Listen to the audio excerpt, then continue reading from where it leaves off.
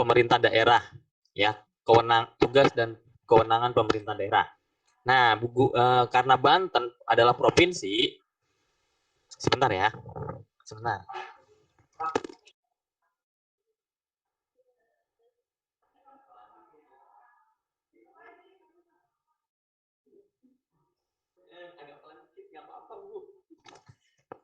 Maaf, tadi ada ini.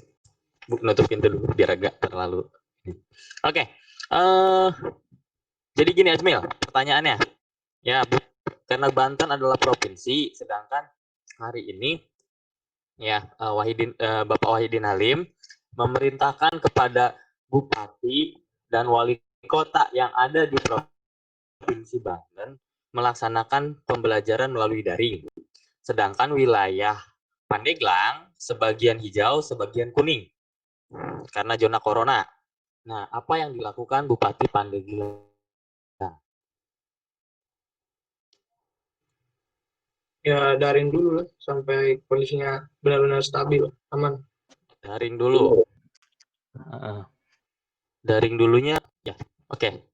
Ada yang mau menyangka? Kalau bisa libur, kenapa libur Ajmil? Kenapa Ajmil kalau libur?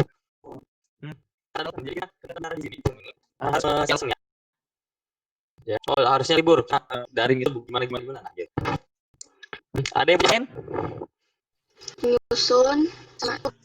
Menyusun peraturan apa? Sama merancang. Menyusun merancang ya. Ya, oke. Untuk menyusun untuk apa nih? Apa daring atau bagaimana? Kondisinya. Kan kondisinya tadi katanya ya gitu. Oke, sesuai kondisinya. Ada lagi yang punya pendapat lain? Pendapatnya udah mulai dari Ajmil ke Atina sudah ya sama-sama semakin membaik. Ya. Menurut saya bupatinya itu ada hak untuk merencanakan atau mengajukan apa yang diinginkan oleh dia ke gubernur ya, ke gubernurnya. Ya. Karena kan emang kan bupati juga punya hak untuk mengajukan sesuatu pendapat. Oke. Ada lagi yang punya pendapat lain? Ini sih bupati bisa ngajuin wewenang buat luring, tapi ngikutin protokol kesehatan. Soalnya setahu saya sekolah di Pandeglang kayak gitu sekarang. Oke, Rizal, silakan baca doa ya, belajar. Ya, terus ada lagi yang punya pendapat lain? Ayo. Kita kan lagi belajar tentang kewenangan daerah nih, kepala daerah atau wali kota, ya. Sedangkan Gubernur Banten seperti itu menegaskan ya. Silakan. Ada yang punya pendapat lain dari Ajmil, Atina, Ica sama Fanya tentang pertanyaan Ustadz? Kita sambil diskusi.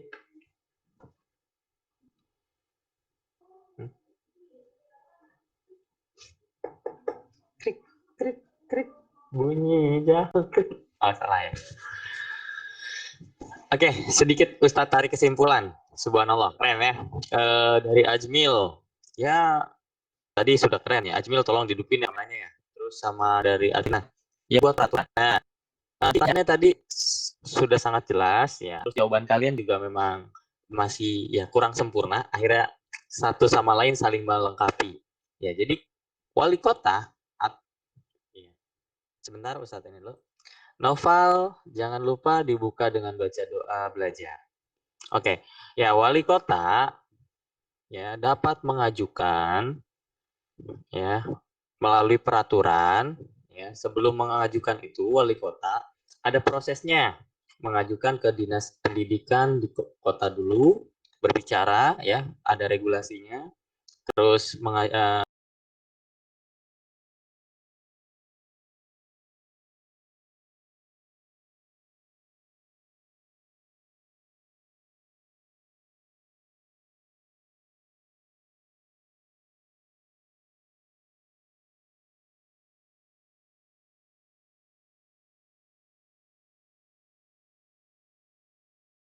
ditembusi oleh DPRD-nya, baru nanti disampaikan ke gubernur. Seperti itu. Jadi ketika dia ingin membuat rancangan peraturan perundangan tentang daring, baik itu dia zona hijau ataupun zona merah atau zona kuning, sama seperti itu. Agar ada alasannya. Jadi nanti dicantumkan alasan-alasan kenapa harus tatap muka. Contoh kalau daerah Pandeglang, karena memang jaraknya tidak jarak sekolah dengan jarak masyarakatnya juga satu sangat jauh dan populasinya sangat sedikit di sana ya, nggak seperti sepadat di kota Tangerang ataupun Kabupaten Tangerang. Nah, maka dari itu ya biasanya pemerintah kota atau wali kota ini rapat dengan DPRD, rapat dengan Dinas Pendidikan, membahas apa saja sih indikasi-indikasinya, kenapa harus tatap muka, alasannya apa. Jadi nanti ketika disampaikan ke gubernur tinggal membaca, oh ini ada saran-sarannya, oh ini pertimbangannya kenapa harus tatap muka, ya ini tidak harus tatap muka, seperti itu. Ya tadi jawaban kalian semuanya benar, cuma tadi tinggal dilengkapin aja. Yang Ustadz mau cari itu tuh. Jadi contoh sekarang, ya kemarin tragedi pesawat sebenarnya itu ada di bawah kendali siapa yang untuk menangani itu? Kewenangannya siapa? Ya, tugas dan kewenangan siapa untuk mengendalikan menanggulangi tragedi pesawat itu? Siapa aja yang terlibat? Maksudnya gini, siapa saja yang terlibat dalam penanganan tragedi pesawat Sriwijaya 182? Badan hukumnya, lembaganya, atau pemerintahnya siapa aja? Silakan. Ada yang mau ngasih tanggapan? Halo. Halo.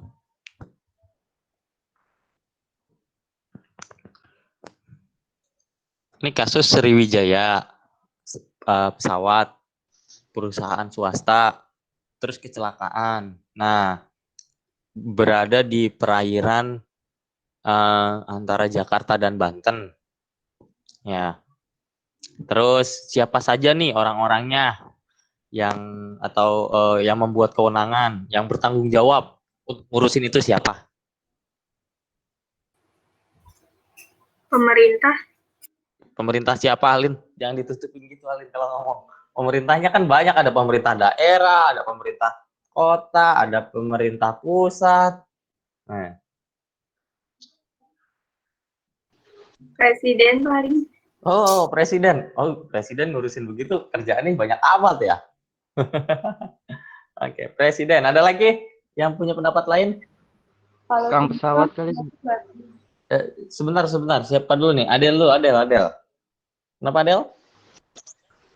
Kalau kayak tim SAR gitu termasuk nggak? Termasuk.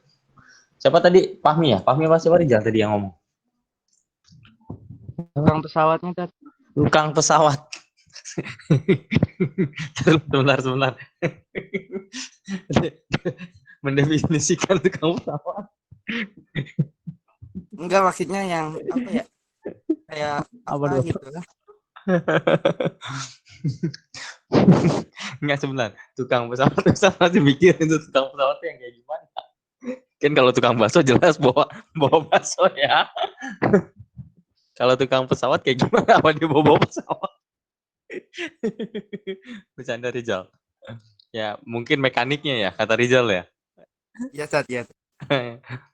Tukang pesawat. Kan kalau tukang itu identik di bawah. Oke. Itu sekedar intermezzo. Ya. Ada lagi yang punya pendapat lain? TNI Ustaz. TNI, oke. Waduh, sian amat Gubernur ya, sama wali kota. Gubernur sama wali kota. Ada yang pendapat lain? Sriwijaya. Kementerian Perhubungan. Kementerian Perhubungan. Siapa lagi? BNPB, Tat. Hah? BNPB. Oke, terus. Siapa lagi? Report. Siapa tadi? Ini Sriwijaya jatuh. Siapa yang bertanggung jawab terhadap itu ya? Terus yang ngurus ini siapa aja kewenangannya? Di mana aja? Siapa saja orangnya, badannya? Kalau bentuk badannya berarti ya tadi badan hukumnya atau apanya? Ayo, siapa lagi? KNKT Ustadz. KNKT. Terus siapa lagi? Basarnas. Nggak usah diketik sih Pak, ngomong aja. Ustadz pengen ngomong. Ya. Basarnas. Oke. Siapa lagi? Nah, kan mereka adalah badan-badan hukum ya yang tadi kalian sebutkan, kecuali Presiden dan TNI. Nah, sebenarnya ya, nicknya error Ustadz. Oke. Ya. Ustadz jelasan ya. Ketika Sriwijaya Air jatuh, maka yang wajib menangani itu yang pertama adalah KNKT. Ada yang tahu KNKT itu apa? Komite Nasional Keselamatan Transportasi. Ya, Komite Nasional Transportasi. Oke, Lika, silakan buka dengan baca doa belajar ya. Ya, Komisi KNKT yang tadi Osti bilang. Nah, terus siapa lagi yang bertanggung jawab terhadap itu? Basarnas. Apa itu Basarnas? Halo? Halo? Apa itu Basarnas? Sambes. Badan Sarana Nasional bukan Ustaz? Badan Sarana Nasional. Coba nanti kalian cari ya. Badan Sarana Nasional. Nah, terus nanti Ustadz jelasin satu-satu dulu. Oke. Terus yang bertanggung jawab siapa satu lagi? Dinas Perhubungan. Ya, Kemenhub, Kementerian Perhubungan. Kenapa? Karena dia yang mengatur lalu lintas pesawat. Nah, dari situ kita dapat simpulkan, terus kok ada TNI, polisi. Nah, mereka diperbantukan. Ya. Mereka diperbantukan dalam apa? Dalam penanganan tersebut. Kalau sesuai job desk-nya, TNI itu tidak harus ngurusin kecelakaan. Ya, TNI itu tugasnya perang, bukan ngurusin bencana. Ya, sebenarnya itu. Tapi karena tadi minimnya orang dalam penanganan tersebut, makanya TNI dilibatkan karena Indonesia hari ini masih nyantai-nyantai aja, nggak perang. Itu kecuali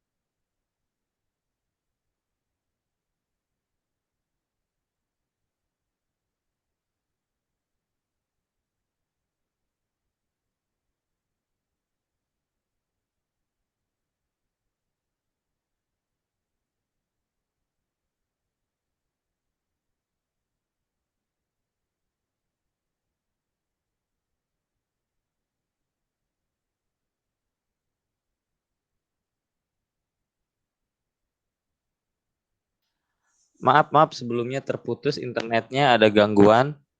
Kedengaran ya suara Ustadz ya? Iya. Oke. Ya, kita bahas lagi tadi. Siapa saja orang yang bertanggung jawab? Yang bertanggung jawab adalah Komisi Nasional Komite Nasional tadi, ya, KNKT, Basarnas. Nah, kalau polisi, TNI dilibatkan di situ karena tadi ya di Basarnas orangnya belum pandai dalam penyelaman, makanya dibantukan Denjaka seperti itu. Terus di kepolisian ya, di kepolisian dilibatkan sebagai apa? Bentuk penyidikan karena jenazahnya terpotong-potong. Ya, tidak ada yang utuh jenazahnya. Ya, bisa jadi tangannya doang, bisa jadi kakinya doang, bisa jadi rambutnya aja. Seperti itu. Nah, mereka nanti akan berkoordinasi antara KNKT, Basarnas, dan Dinas Perhubungan, Kementerian Perhubungan terhadap kenapa nih bisa terjadi. Maka ya yang dicari pertama ketika terjadi seperti itu adalah black box. Padahal black box ya, namanya black box tapi warnanya oranye. Saya bingung kenapa bisa disebut black box. Tapi warnanya oranye ya. Itulah Indonesia. Unik. Oke. Lalu presiden ada andil nggak dalam, ada kewenangan nggak? Presiden kewenangannya cuma nggak bisa terjun langsung. Kalau presiden turun langsung terhadap itu, kerjaannya dia banyak banget. Dan dia menabrak beberapa protokol. Dalam artian urutannya tidak pas ya. Presiden tugasnya sebagai kepala negara, ya salah satunya adalah menjaga keamanan negaranya, ya menjaga masyarakatnya dari kelaparan, menjaga masyarakatnya daripada pandemi seperti ini, itu salah satu tugasnya. Tapi nanti tugas itu pun dilimpahkan lagi pada kementerian-kementerian terkait.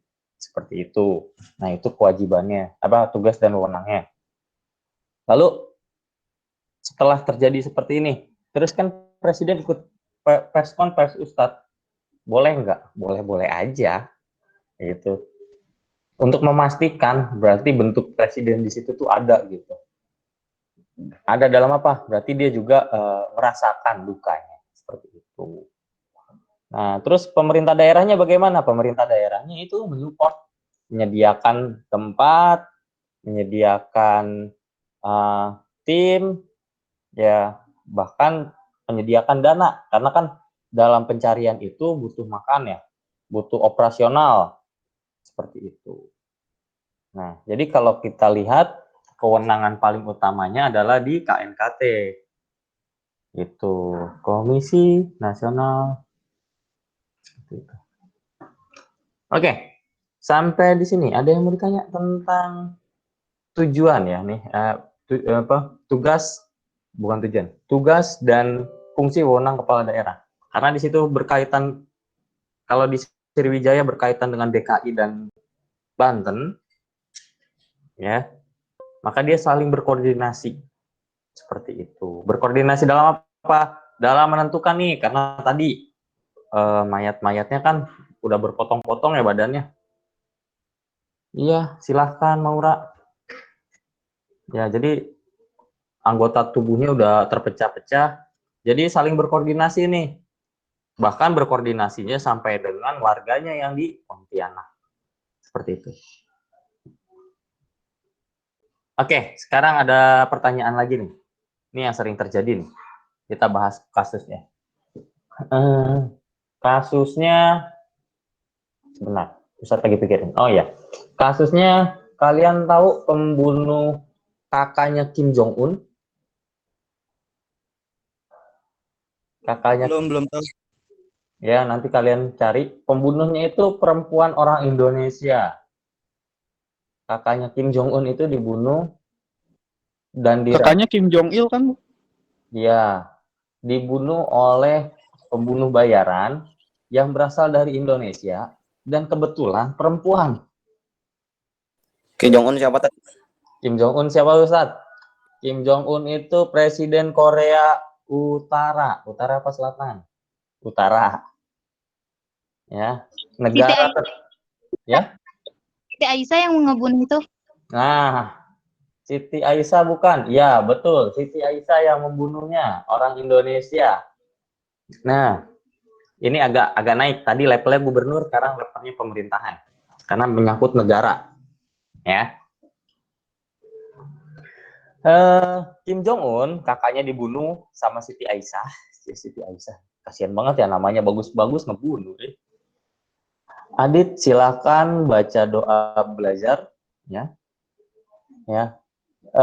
Siti Aisyah membunuh kakaknya Kim Jong Un dengan cara diracun, ya, melalui sapu tangan, dielapkan ke mukanya, dan dia meninggal. Betapa dahsyatnya itu racunnya. Nah, terjadi di Malaysia.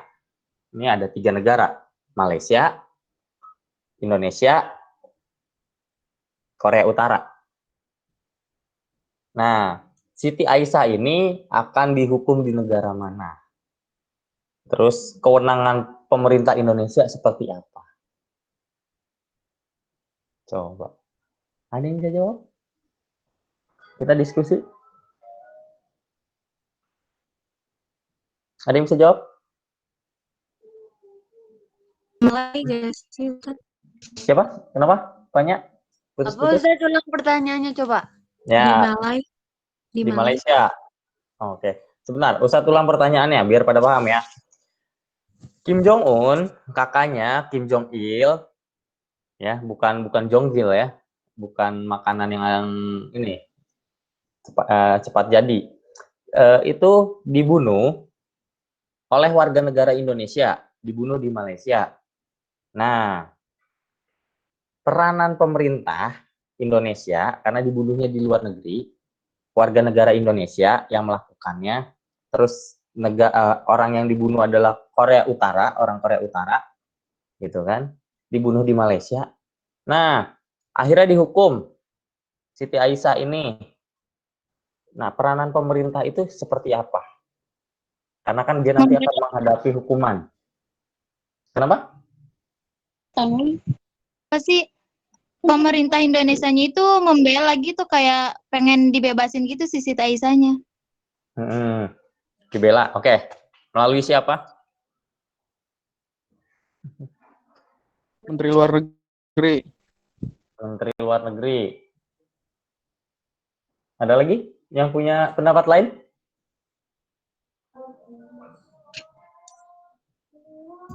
Terus dia dihukumnya di mana, Ustaz? Ya, Kalau di itu Indo ntar. ntar ngeri nggak dihukum. Kalau di Korut ntar lewat batas. Kalau nggak salah Ustaz pernah Tapi ngomong kan soal kalau itu. Malaysia di sini berarti dia yang golongan putih kan. Ayo. Jadi dia nggak ada ikut campur tangan apa-apa. Karena nanti berkaitan dengan kewenangan dan kewajiban pemerintah. Ya, kewenangan dan kewajiban pemerintah. Kalau tadi kita belajar pemerintah daerah, sekarang kita belajar pemerintah pusat kewenangannya. Tadi melalui Kemenlu. Oke, ada lagi nggak? Terus kalau dihukum, otomatis dia dihukumnya bukan di Malaysia. Ya, walaupun itu terjadi di Malaysia. Karena Kim Jong Un ya keluar dari sana mintanya dihukumnya di Korut, tapi pemerintah Malaysia tidak bisa karena ini kejadiannya di Indonesia. Ini kejadiannya di Malaysia. Nah, akhirnya dihukumlah di Malaysia. Yang awalnya tadinya di Korut. Ya, pemerintahannya. Akhirnya dia dihukumnya di Malaysia. Tadinya nggak bisa di Malaysia karena ini adalah keluarga kerajaan dari Korut. Tapi karena memang ini terjadinya di Malaysia dan sesuai dengan dasar hukumnya, ya Korut mau nggak mau harus mengikuti. Seperti itu. Nah, terus tadi pemerintah Indonesia peranannya gimana nih? Tadi melalui Menteri Luar Negeri. Siapa lagi yang punya pendapat? Dia harus meringankan hukuman tersangkanya nggak sih? Ya, meringankan hukuman tersangkanya. Saya izin keluar, mau ganti HP dulu. Oke, silakan.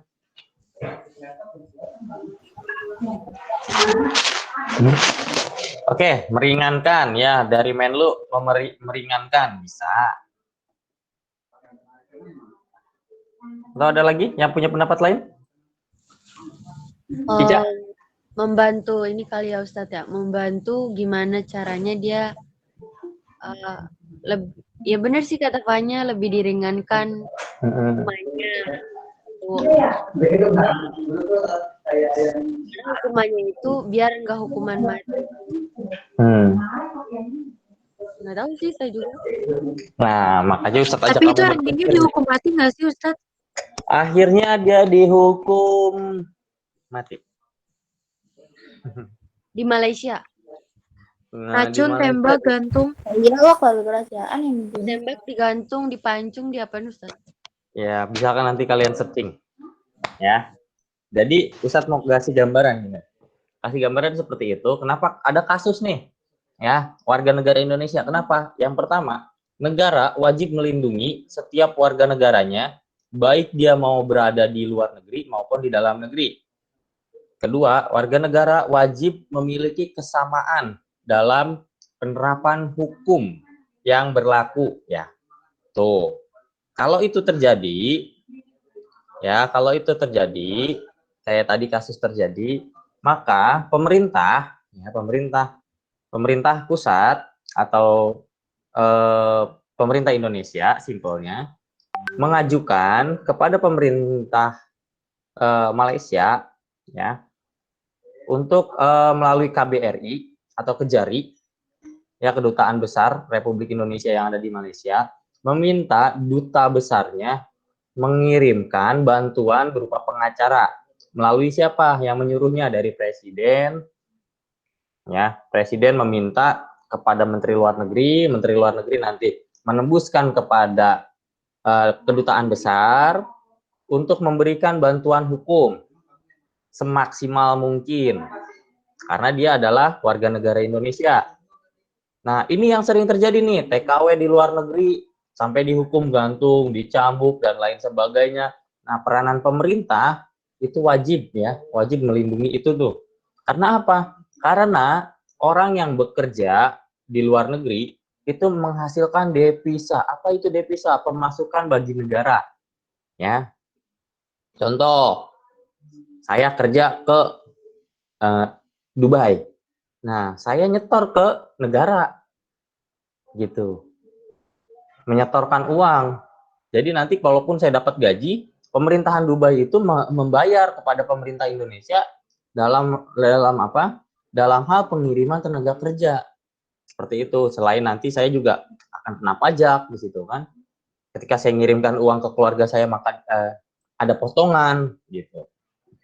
Nah, karena negara dapat menikmati hasil itu. Nah, terus bagaimana kalau tadi kejadiannya seperti itu? Ya, pemerintah melalui Menteri Luar Negeri, kedutaan besar harus maksimal. Tapi yang sering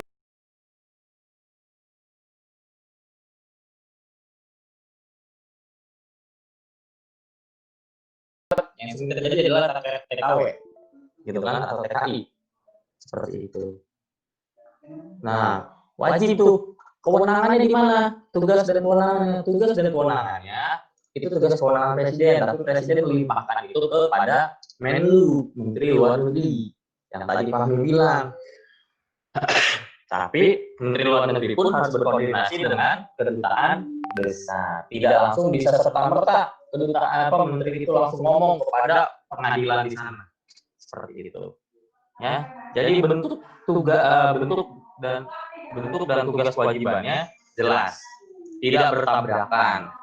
Sama seperti yang tadi Pak Anton bilang ya, dalam satu organisasi, dalam event organizer,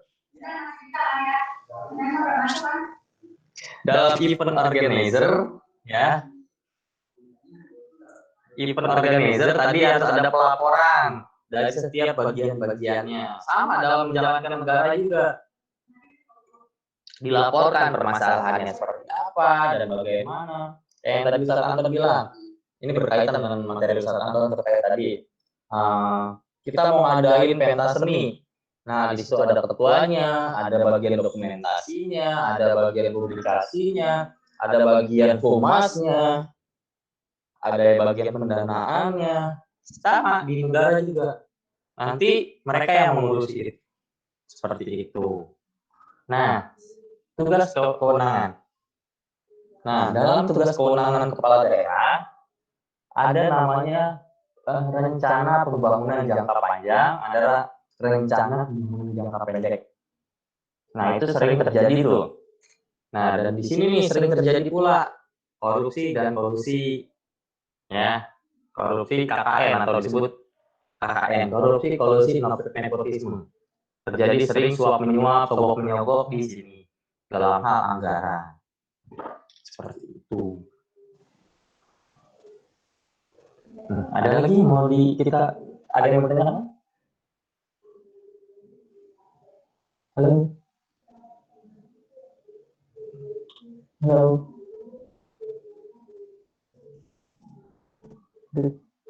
Ada yang mau bertanya?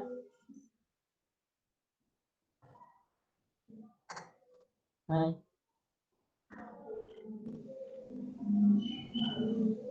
Ada yang mau bertanya? Oke, Ustaz tanya. Siapa nih? Lika. Lika. Iya, Ustaz. Iya. Pertanyaannya, ya, dalam rapat daerah dengan DPRD, kepala daerah dan DPRD biasanya mengajukan rancangan pembangunan. Ya, rancangan pembangunan jangka menengah atau jangka panjang. Ya. Terus mengajukan ke siapa? Ya, jadi antara wali kota dan DPRD mengajukan itu ke siapa? Rancangan itu nanti setelah selesai, finishnya dikasih ke siapa? Contoh rencana contohnya rencana pembangunan hutan lindung di daerah pesisir utara Tangerang. Atau ya otomatis kan pemerintah Kabupaten Tangerang berkoordinasi dengan DPRD. Nah, dari hasil rapat tersebut itu diberikan ke siapa, Lika?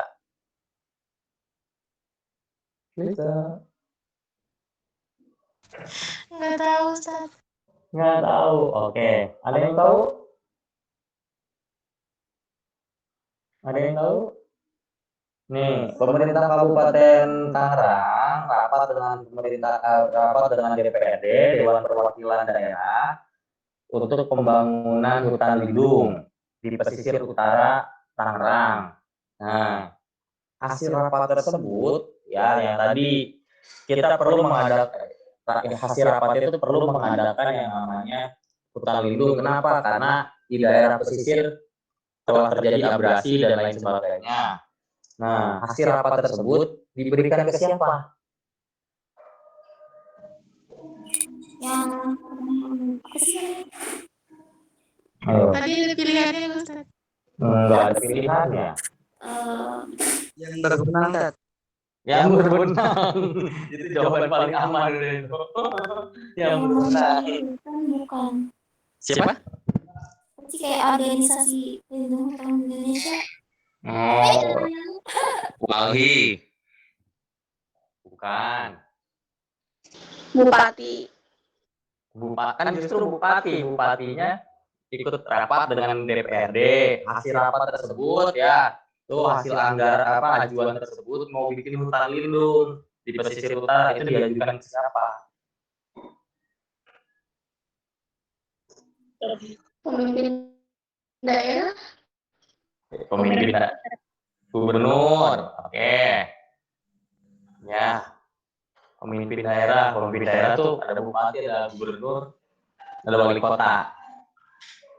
Ya, jadi udah benar tadi itu sedikit ya ke gubernur. Jadi nanti gubernur nih. Jadi setiap kali ada koordinasi, contoh pemerintah Kabupaten Tangerang ingin mendirikan hutan lindung di daerah pesisir utara.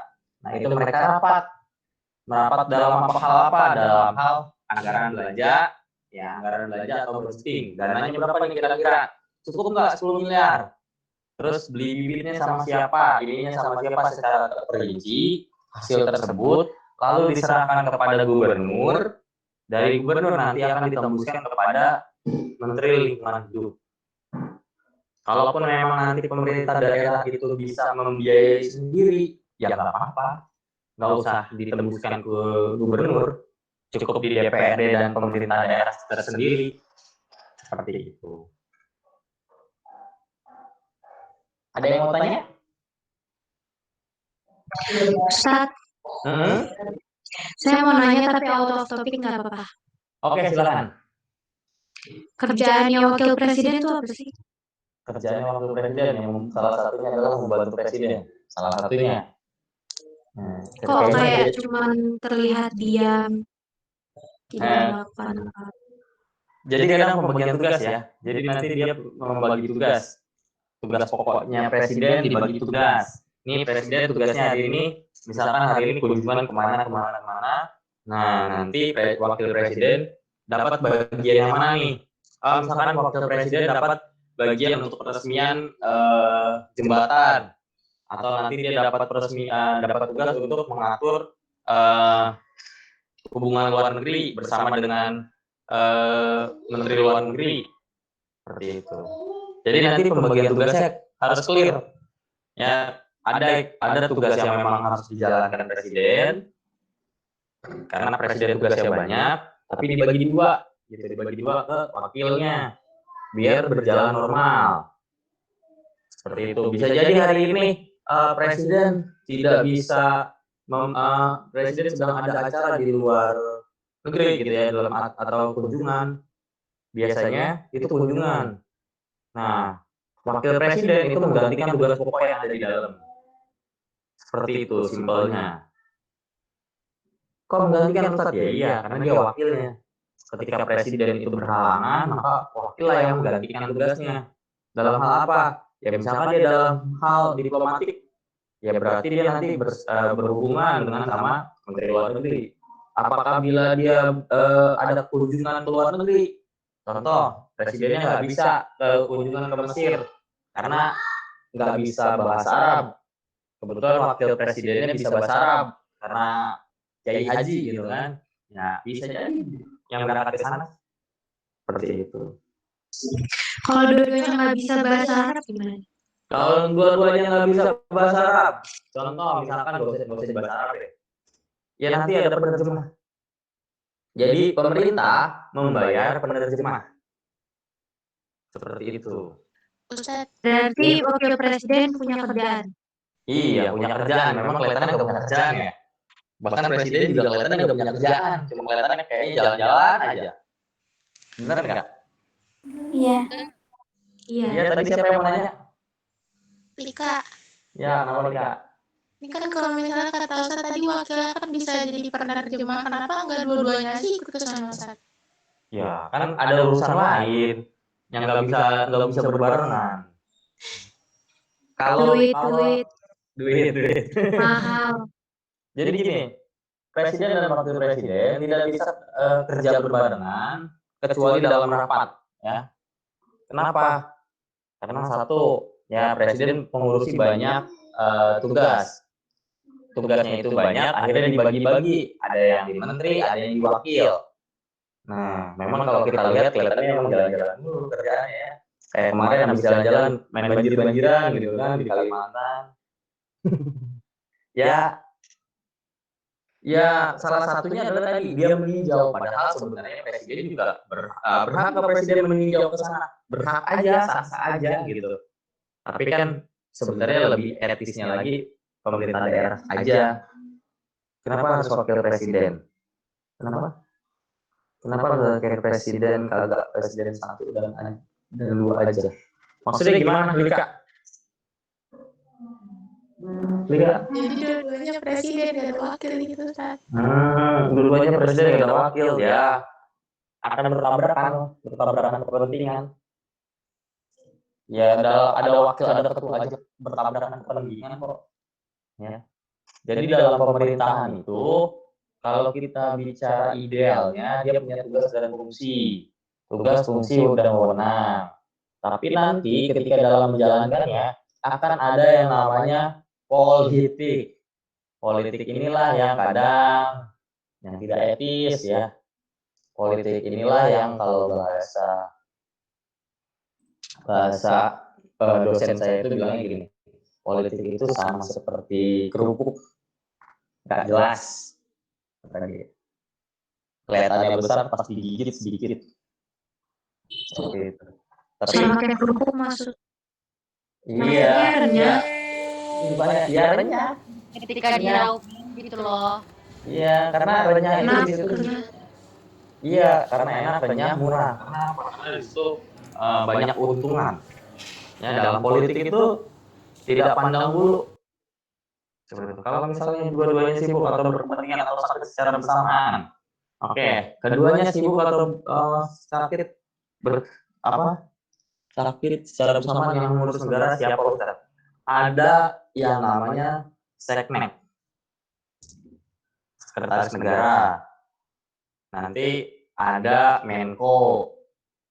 Ya, ada Menko. Menko itu Menteri Koordinator.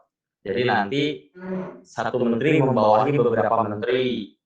Itu namanya Menko. Nah, itu punya kewenangan dan kewajiban masing-masing. Cuma yang terjadi di Indonesia, ini nih yang lucu nih. Ya. Yang lucu di Indonesia itu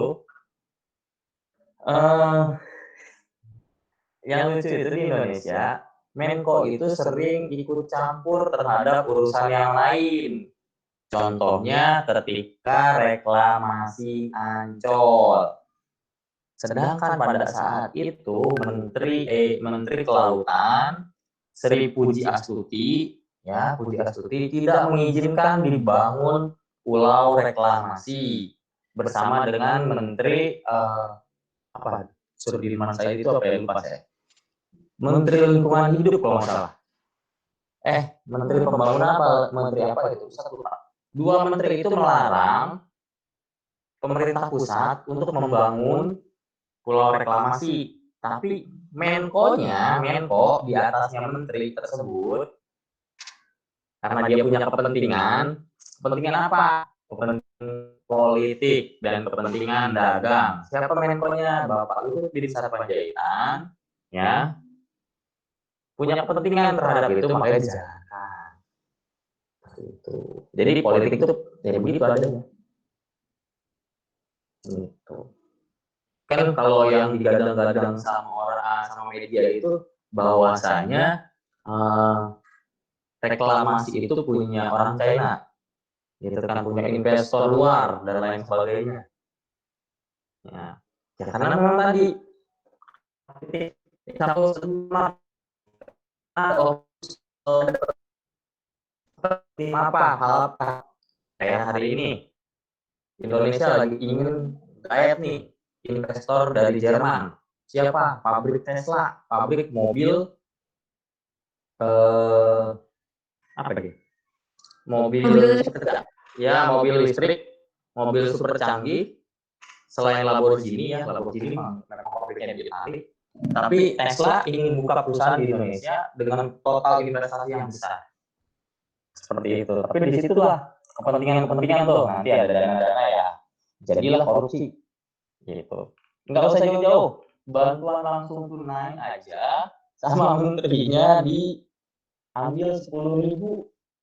Coba dari anggaran berapa ratus triliun ya, 250 triliun diambil 10.000 per tiap kantong. Bantuan langsung tunai. Berapa puluh miliar dia dapat dari uang 10.000 dari persentasenya. Ya begitulah kalau orang yang tidak punya keimanan, kalau orang yang memang tadi hubud dunia, cinta dunia, atau bahasa kerennya suka sama bumi atau suka bumi. Ya, jadi suka bumi, dia mohon maaf, ini bukannya ini ya. Bukannya rasis atau ini lagi bercanda, dalam orang Sunda ya. Jadi orang yang di hatinya kosong, ya, hatinya kosong daripada Allah, yang hatinya bentuknya begini, ya, generasi mecin atau generasi apa nih, yang bentuknya begini, itu, lope, ya. Jadi karena hatinya jauh daripada Allah, makanya mudah tuh ada kewenangan, kebijakan atau peraturan yang dia buat semena-mena agar apa menguntungkan dirinya sendiri atau organisasi tersebut. Dan itu terjadi di Indonesia dan itu sering. Bahkan kalau kita bisa lihat orang yang maling di sana rata-rata masih pada bisa senyum, yang malingnya miliaran loh, ambil duit negara. Masih bisa senyum, ketawa-ketawa gitu di depan kamera sambil dada-dada gitu. Ironi. Ya itu karena apa? Karena mental dia, akhlak dia tidak ada. Jadi penting loh ya. Penting bagi kita ya, generasi penerus jangan sampai mengikuti kayak gitu. Jangan sampai mengikuti apa? Jangan sampai mengikuti ya tadi ketika nanti kita diberikan kewenangan, kebijakan atau kedudukan, kita jangan berlaku semena-mena. Seperti itu. Jangan semena-mena, jangan sampai kita jauh daripada Quran. Makanya kenapa kita harus dekat dengan Quran? Kayak gitu. Ketika kita jauh dari Quran sejengkal aja, setan buru-buru tuh. Setan buru-buru ngapain? Buru-buru nyari-nyari kamu. Narik-narik kamu supaya melakukan itu. Tapi kalau kita lihat ya, orang yang maling miliaran, ya maling duit negara atau yang bahasa gaulnya korupsi, bilang aja maling gitu ya. Sama maling ayam, hukumannya mah tinggian maling ayam. Itulah ironinya Indonesia. Kenapa? Ya karena itu tadi, karena ada kepentingan nanti. Seperti itu. Walaupun nanti akan ada pertimbangan hukum. Oh, ini syaratnya memenuhi dia maling karena begini. Sedangkan maling duit negara tidak pakai tidak terpenuhi syaratnya gini. Makanya hukumannya jadi 2 tahun. Sedangkan yang maling ayam hukumannya segini. Ya, itulah karena kurangnya keimanan. Kayak gitu. Ada lagi yang mau tanya? Siapa tuh? Ada 2 nih. Siapa dulu nih, Pak? Siapa, silakan. Salah pemerintahan yang kurang tegas atau salah rakyatnya atau negaranya? Kalau pemerintahannya tegas, ntar dianya nggak untung, kan yang korupsi pemerintahnya. Iya. Good. Yes. Ada lagi pendapat lain? Salahnya di mana? Ustadz jawab. Salahnya di aturannya. Ya. Mereka mengatur dengan sendiri-sendiri. Ya begitu. Aturan yang mereka buat lebih menguntungi diri sendiri. Jadi kalau bahasa waktu Ustadz kuliah itu hukum itu tumpul ke atas, tajam ke bawah. Atas itu ke siapa? Ke orang-orang yang berkepentingan, yang punya duit, yang punya kepentingan, itu ya ini tidak akan mempan atau bahasa kerennya kebal hukum. Nah, hukum itu sering terjadi seperti itu tuh. Tajam ke bawah, tajam ke masyarakat bawah. Karena apa? Mereka nggak tahu aturannya kayak gimana dibuatnya, ya. Kenapa? Asmi? Ada duit kita aman ya Ustaz? Oh, Ada duit kita aman, ya tergantung juga. Gitu. Tergantung juga punya. Nggak semua. Ada duit ntar diambil sama yang lebih tinggi lah, nggak aman juga. Tetap aja hukuman tetap, tapi akan ada lebih ringan daripada orang yang bawah. Tadi Lika mau tanya apa? Maaf sebentar, saya sambil minum ya. itu Ustaz, apa namanya? Apa sih? Itu istrinya presiden dapat tugas ya Ustaz? Istrinya presiden dapat tugas nggak? Nggak. Oh, okay. Ibu negara mah nyantai-nyantai aja, dia menikmati. Iya, menikmati gaji kalian. Kenapa? Paling dapat, iya. Berarti orang-orang yang mau jadi DPR itu mereka ngincar keuntungan lebihnya, bukan gajinya. Iya, kan yang Ustadz bilang, ya. orang yang ingin di pemerintahan atau menjadi presiden yang mereka untungkan itu ya adalah fasilitas negaranya, bukan gaji. Kalau bicara gaji presiden cuma 75 juta. Kalau sama pengusaha kalah jauh. Tapi kan fasilitasnya. Pengusaha mah bisa dalam sebulan itu. Contoh Erick Thohir menterinya sendiri. Gajinya dia ya, gaji pribadinya dia dalam hasil usahanya lebih dari 1 triliun per bulan. 1 T ya, bukan 1 miliar lagi. Ya, karena perusahaan beliau banyak kan. Perusahaannya banyak. Kemarin sempat beli klub Inter Milan, klub bola. Gitu. Terus kenapa sekarang dia pengen jadi presiden? Karena ada presiden. Kenapa dia ingin jadi menteri? Karena ada maksud dan tujuan. Gitu. Nah, terus fasilitasnya apa? Fasilitasnya banyak. Lebih mudah dia kalau dia mau mendirikan perusahaan, dia lebih mudah. Dimudahkan dalam pencarian lahan, dimudahkan dalam birokrasi dan lain sebagainya. Gitu. Lalu bagaimana Ustadz menanggapi itu? Ya, kalau orang yang beriman, ya, Ustadz kaitan. Orang yang beriman, kalau dia mengerti dan paham, yang namanya pemimpin itu nggak bakal ada yang menjadi pemimpin kalau dalam Islam itu. Kenapa? Karena setiap jiwa adalah pemimpin. Setiap pemimpin akan dimintai pertanggungjawabannya. Jadi yang namanya kalau ketika dia sadar kekurangan dia banyak dan kealfaan dia banyak, dia tidak akan mau jadi presiden. Gitu. Tidak akan mau jadi menteri, tidak akan mau jadi DPRD. Berarti bukan berarti Ustadz mengatakan mereka tidak beriman. Bukan. Maksudnya gini. Mungkin mereka punya maksud dan tujuan tersendiri. Begitu. Ada juga orang yang beriman pengen jadi menteri, ada juga yang pengen jadi presiden, ada. Cuma kan balik lagi, ketika dia paham dengan Islam, yang namanya pertanggungjawaban diri sendiri aja berat, apalagi 256 juta orang di bawah tanggung jawabnya. Kira-kira berapa puluh ribu tahun itu di audit sama Allahnya nanti di Yaumul Hisab. Kan kita belajar itu kan? Yang Ustadz pernah cerita, orang mati, ya orang paling kaya raya mati, meninggal, bahasanya maaf agak kasar, orang meninggal terus disembarain untuk nemenin di kuburannya. Ada akhirnya yang mau seorang tukang penebang hutan, dia cuma bawa kampak. Ya Ustadz pernah cerita kan? Iya, dia ditanya sama malaikat munkar nakir aja bingung jawab kampak dari mana hasilnya, belinya pakai duit halal apa bukan, terus dia gunain untuk apa? Telepon. Iya, siapa dulu nih? Bisa jawab gimana?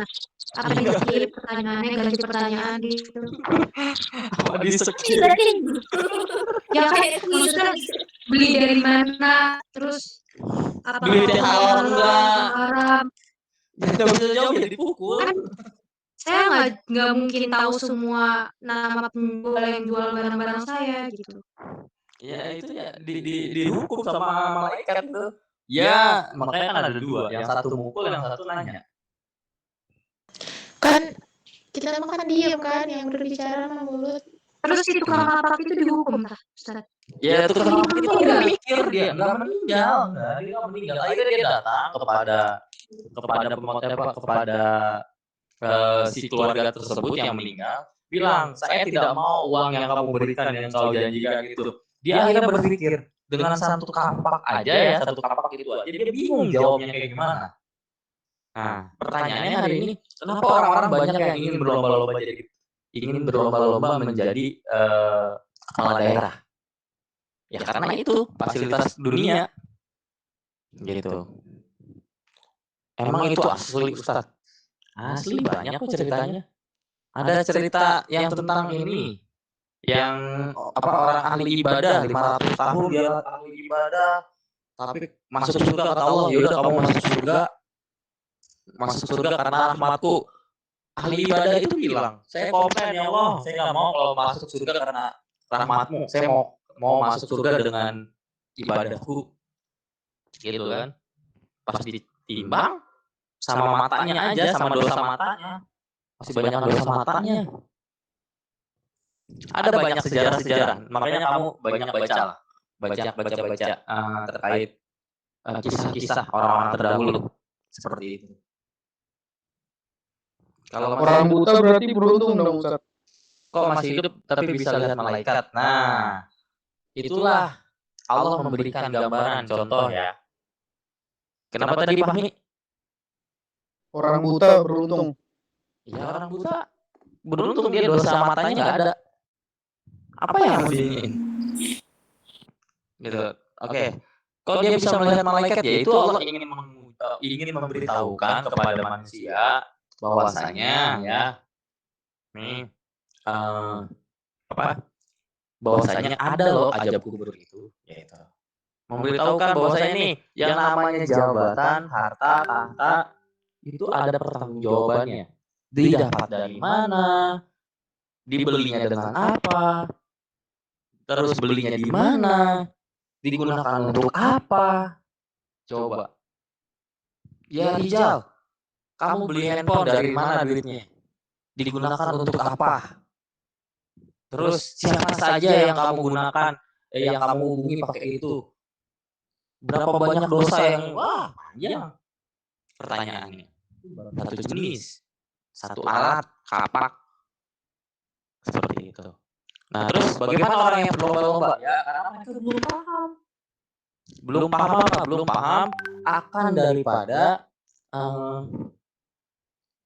bukan belum paham ya, mungkin bisa jadi paham tapi dia karena memang punya orientasi lebih terhadap bisa jadi juga dia belum paham tanggung jawab seorang pemimpin, terutama untuk memimpin dirinya sendiri, ya itu berat.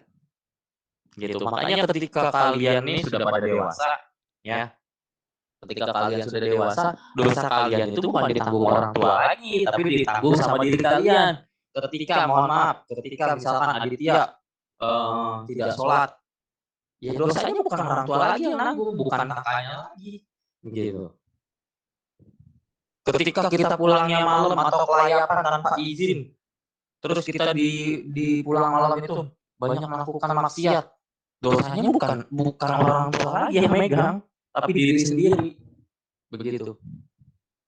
Apakah kita bisa nuntut sama orang tua? Bisa nanti. Kalau kita tidak diingatkan. Tapi kan orang tua juga mengingatkan. Nah, pulangnya jam segini ya, jangan malam-malam ya. Boleh main ya, tapi jangan malam-malam. Boleh pakai HP tapi ada batasnya. Nah, waktunya sholat pasti begitu. Setiap orang tua pasti mengarahkan seperti itu. Nah, oke. Sampai di sini ada yang mau tanya lagi? Itu di zaman siapa Ustaz? Emang keluar malam? Kalau zaman Dosa, Ustaz. itu zamannya Ustaz lupa. Keluar malam dosa enggak? Keluar malam kamu pernah baca surat Al-Falaq? Ya, Ustaz kasih tahu surat dalam surat. Tuh, a'udzu birabbil falaq. Ya, sedikit nih, jadi nyambung ke sana ya. Enggak apa-apa lah. Bukannya dosa. Ya. Ustaz bacakan artinya buat Fahmi. Karena pasti Fahmi enggak jauh tuh dari agak jauh dari Quran ini. Jadi Ustaz bacakan.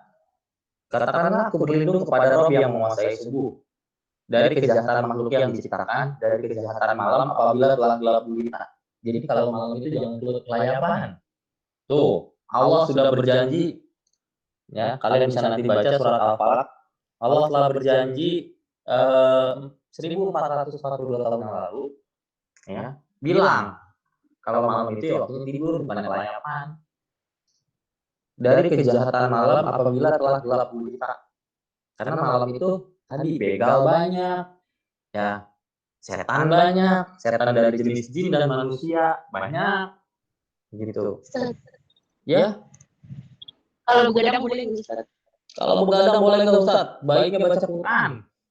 Ya bukan begadang tapi begadang yang positif, baca Quran, ya belajar, boleh begadang itu. Tapi jangan keseringan, lebih bagusnya lagi tahajud. Gitu. Kalau gitu Ustaz, ya itu tadi kenapa nggak boleh keluar malam ya itu. Allah sudah janjikan kan kadang nih ya orang dijemput sama pacarnya, pulangnya malam, astagfirullah. Itu tuh kejahatan malam apabila telah gelap gulita. Itu Allah sudah janji di malam itu banyak sekali kejahatan.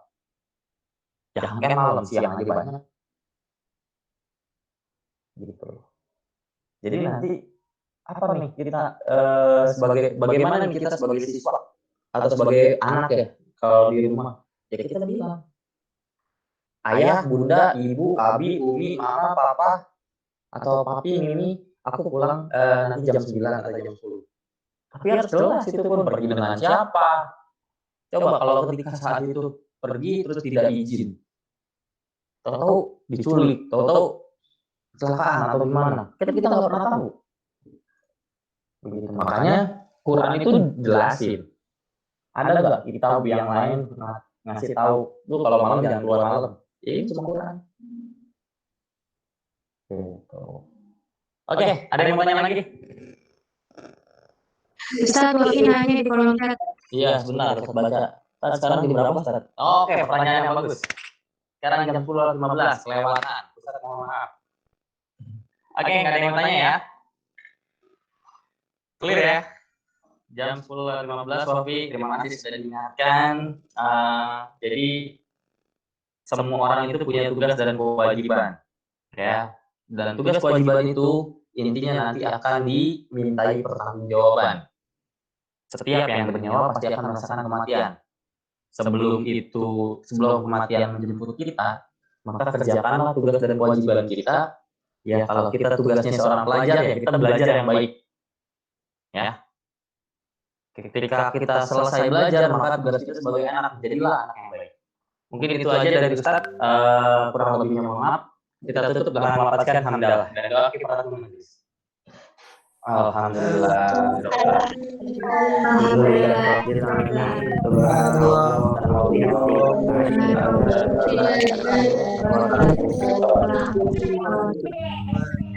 Oh iya Ustaz, ingetin sekali lagi untuk hafalan setorkan kepada leadernya masing-masing. Terus nanti untuk meeting kedua MR, meeting ketiga di MTK, tetap linknya di sini ya.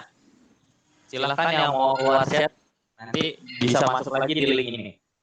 Ya, silakan. Assalamualaikum.